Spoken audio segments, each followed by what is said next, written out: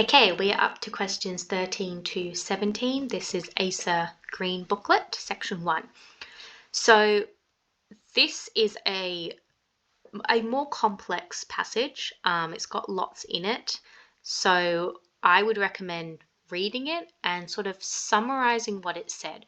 And just like anecdotally, I always noticed when I was in the exam, I would write all over my pieces of paper. You get 2 pieces of paper where both sides are available. And by the end of section 1, I would have pretty much used up all the paper writing down like points and rephrasing quotes, and I scored quite high in section 1, and I noticed a lot of other people wouldn't be writing it down. Now, I don't know how they scored, so I can't actually say this is the way to do it, but the paper is there for a reason. Please use it, and it's great for when you get a passage like this. So let's just quickly kind of summarize what the passage is saying, and you totally have time in the exam to do this. Don't try and keep it in your head. So basically what happens is there are 2 artists, artist 1 and artist 2. Artist 1 looks for perfection and can't find it. He's dissatisfied. Artist 2 looks for beauty in the imperfection, and that's why he's satisfied. Try and rephrase, if you've got a passage and you just don't know how to, what to do with it, try and rephrase it. Put it in your own terms, what is this passage trying to say? And then it goes on and it talks about art, and it says art, it's meant to make life beautiful, but it reveals that none of us is beautiful. It's basically what that passage is saying, or that the first 3 quarters are saying in sort of more simple words. So definitely try and rephrase it. You know, I would literally write arrows like this in the exam and show this is the argument that's being made. Okay, so question 13. Which of the following most accurately describes the method? So we're looking for like a technical term here, by which Kierkegaard introduces his insight. So the answer is C, and I'll walk you through. So let's rule out the 2 wrong ones, which are B and D. So B says a personal reflection. This isn't a personal reflection for him. He's not the artist. He's not wandering in the streets looking for perfection. He's just telling a story. A personal account would be, you know, I was traveling through the Alps of Switzerland and I discovered this thing. He himself is not, this is not his personal account. That's why that's wrong. D is a philosophical argument. So that's wrong because philosophy and a philosophical argument isn't mentioned. Usually in these types of texts, if they are drawing on a specific philosophical argument, that will be stated, like according to Aristotle or according to Socrates or Freud or somebody else, or it would be so obvious that you'd be able to look at it and be like, oh, that's a Freudian argument or something. He is drawing on ideas of philosophy and kind of philosophy in general, but he's not referring to a specific philosophical argument. So that's why that is wrong. Okay, so A is logical abstraction. So if you're not sure about what logical abstraction is, basically think about it as this question: what is common amongst a set of objects? That's normally how logical abstraction starts. So what is common amongst, you know, a pen, a pencil, and a ruler or something? And then they use what's common to make the point. This isn't logical abstraction. You may think it is because it does uses things like consequently and therefore, and so it's sort of taking you through the steps, but it's not using logic to do that. And then which leaves C, which is symbolic narrative. So that is right because it's the only remaining option, but it's also right because it's a narrative. We're told a story about 2 artists and the artists symbolize something, which is art and then love. So hopefully that made sense. Question 14. So Kierkegaard's view of art is that it should. So this is his view of art, not the artist's view of art, not my view of art, not your view of art, his view of art. And I say that because sometimes Acer will throw you a curveball where there might be 2 perspectives in a passage and you're asked for one specifically. Okay, so again, make sure you're paying attention to the question. So the answer is B, let's eliminate the two wrong ones. C, mask the unpleasant aspect of existence. So this is what the first artist is doing. The first artist is looking for perfection and thus masking the unpleasantness of existence. So that's what the first artist is doing, but it's not his view of art, Kierkegaard's view of art. He's just using that as a symbol for something. D, express individual, not conventional insights. It's not really relevant or addressed. You'd have to do a lot of, jumping through hoops and steps to make that be the answer. A is reflect the reality of life. Now, again, this is your tricky one because you could say, well, artist B or the second artist, looks for the imperfections, which is the reality, and then that's what art has to do. That's wrong because there is this phrase that says brings a certain something with him. So the idea being that the second artist is bringing something extra to the scene or the image or the individual, and that means that it's not necessarily reflecting reality because you're kind of bringing something extra. And then B is celebrate rather than criticize. So yeah, that's the correct answer because the second artist is celebrating and he agrees that the second artist is the correct and he's celebrating. And if you actually look at the punctuation, go back, find that sentence. It is sentence, it's line 12, okay? It says, perhaps because he did not bring a certain something with him, exclamation point. So the use of the exclamation point indicates excitement, indicates enjoyment, celebration. So that kind of backs up that he's celebrating with this. He's celebrating the second artist's opinion and approach to art and the world, and we've got that lovely exclamation point. So sometimes punctuation can help you there as well. But if you were just reading, you should have gotten that shift in tone anyway because of the punctuation, which is why punctuation is a great thing. Okay, question 15. So why would it be confusing if love da da da da da? So the first thing we should do is understand what the argument about love is. So first he's saying that it's confusing because love is a curse because it demands perfection. And that's bad. Let's just say that. Versus love should be strong enough to love within the imperfections. So that's kind of what those last sentences were saying. Okay, this is a bit confusing. I'm going to try my best to explain it, but please comment down below if it doesn't make sense. So we'll eliminate the easy ones. C says integrated the objects and subject of desires. That's wrong. It's not really relevant. Yes, you could be arguing that love or the act of loving means that the object has to be loved and you're integrating object and blah blah blah. Nah, that's kind of too complicated and not clear enough. So that's wrong.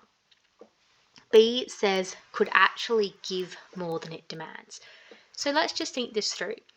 Love love gives love and it demands perfection.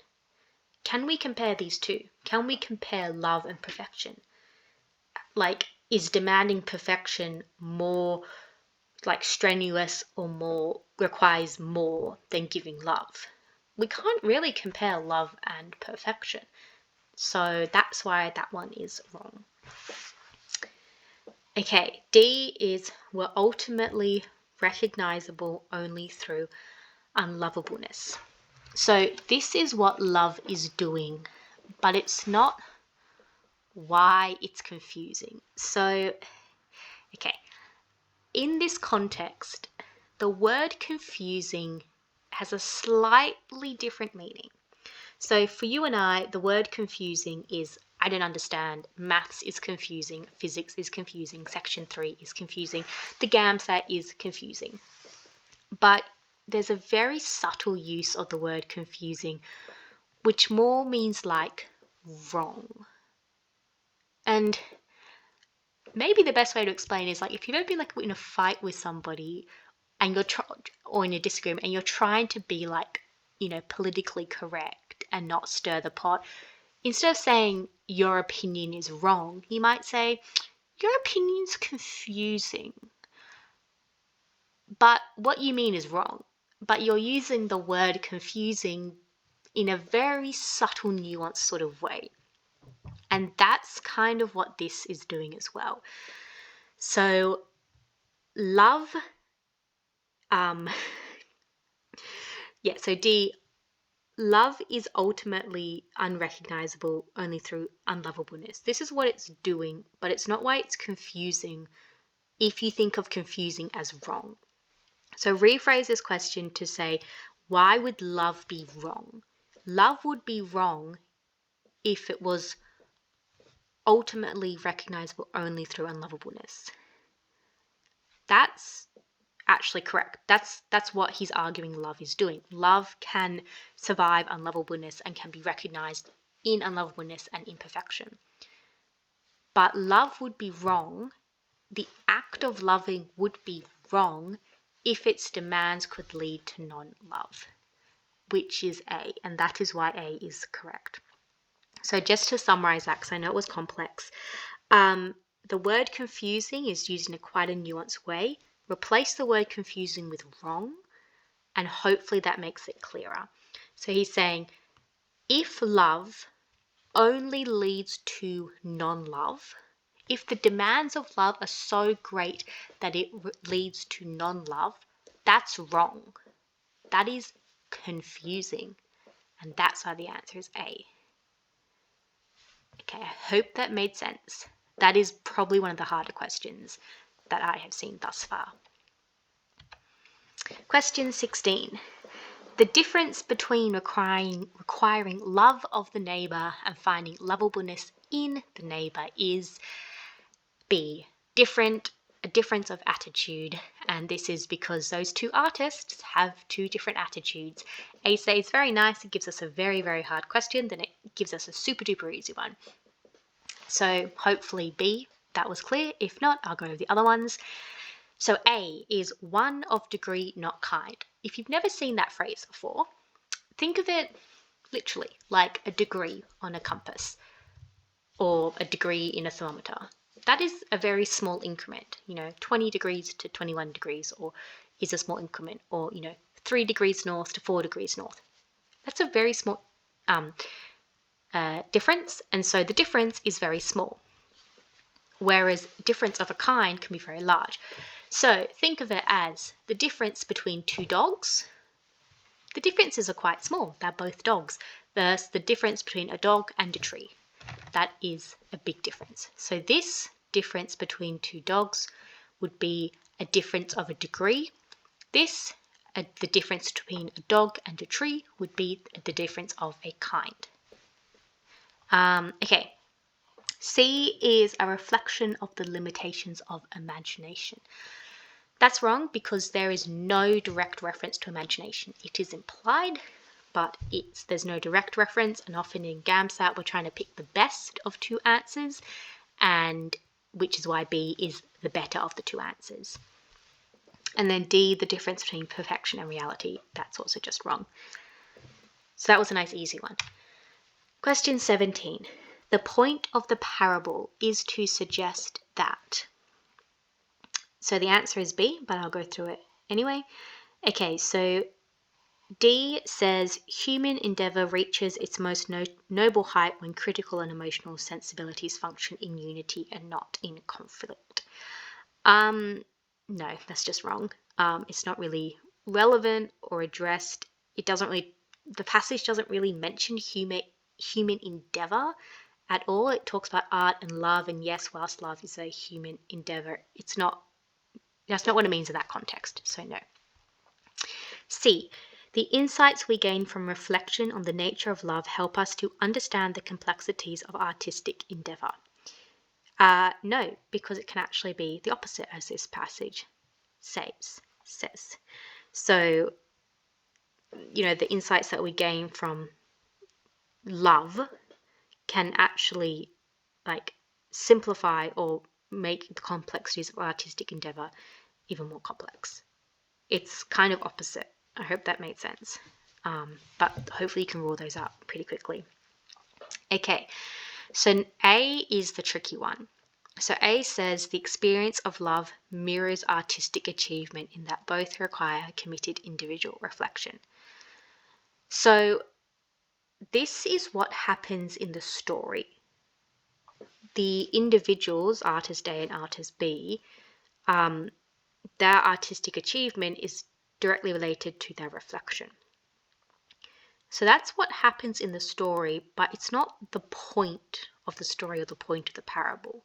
So think of the parable of the tortoise and the hare, which I'm sure you all know. What actually happens is that the tortoise wins the race. But the point of the story is not tortoises are faster or tortoises will win races against hares. That's what happens in the story. But the point of the story or the parable is, slow and steady wins the race, basically. So that's the key difference between what happens and what is the point. And that's why A is wrong, because whilst that happens in the story, it's not the point of the story. If it was cut just under the two artists, then yeah, maybe, but it's not really the point. So that's kind of an important thing to note. But B was also pretty obvious as well. So hopefully that makes sense, because B is what the second artist is kind of promoting, and we know that the author likes the second artist and he agrees with the second artist. So that is the reason why B is correct.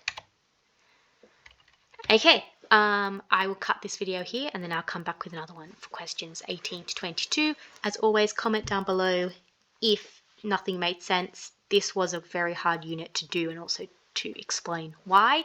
So if it doesn't make sense, please comment down below, or look in the description. I have links to where you can contact me and I can help you out even further. Okay, see you in the next video.